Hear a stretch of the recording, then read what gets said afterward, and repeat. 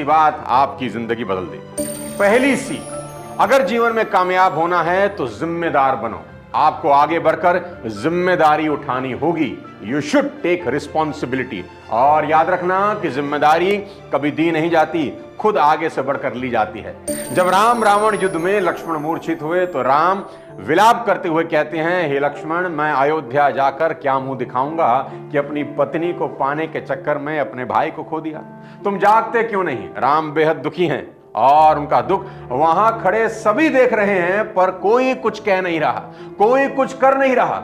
श्री हनुमान जी भी वहीं खड़े हैं और सब देख और सुन रहे हैं। वो खुद से आगे आते हैं और पूरी जिम्मेदारी लेकर कहते हैं कि हे भगवान, आप चिंता ना करें, काल की भी ताकत नहीं जो लक्ष्मण भैया के प्राण ले सकें, और अगर आप आदेश करें तो एक छलांग लगाकर चांद को ले आऊं और उसको निचोड़कर उसमें से अमृत निकालकर लक्ष्मण जी के मुंह में रखकर उन्हें जीवित कर दूं।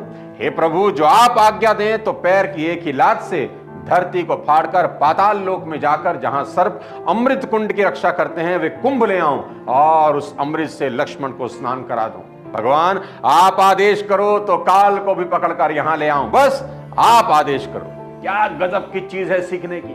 हनुमान जी से किसी ने कहा नहीं ये सब करने के लिए, लेकिन वो खुद से सभी रिस्पॉन्सिबिलिटी उठाने को तैयार हैं। पर उस वक्त भगवान खुद शोक में डूबे हुए हैं, उन्हें कोई सुध नहीं।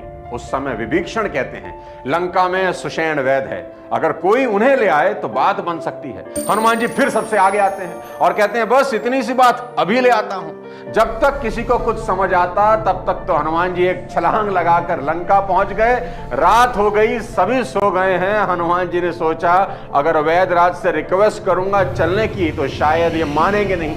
हनुमान जी बेहद चतुर हैं, होशियार भी हैं। उन्होंने वैद सुषेण का घर जड़ समेत उखाड़कर वहां रख दिया जहां लक्ष्मण जी मूर्छित हैं। हनुमान जी ने कहा, वैदराज, इनकी दवा कीजिए। सुषेण लक्ष्मण की नब्ज देखते हैं तो कहते हैं, करीब करीब असंभव है। हनुमान जी फिर से आगे आते हैं, रिस्पॉन्सिबिलिटी लेते हैं और कहते हैं, आप बताइए तो सही क्या करना होगा।